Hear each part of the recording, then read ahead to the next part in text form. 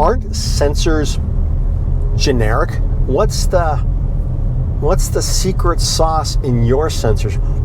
Why do I care about your sensors different than anybody else's? I think the easiest way to understand it is to not think of it as a sensor.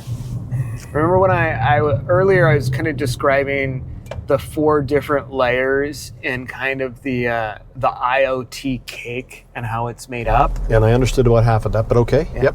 So our customers don't need to understand any of it. It's a solution. It's an end-to-end solution that's been put together. That one big button you talked about. That one big button. So you don't have to think about the type of sensor. You don't have to think about the type of gateway. You don't have to think about the integration of the application layer. We've done that for you.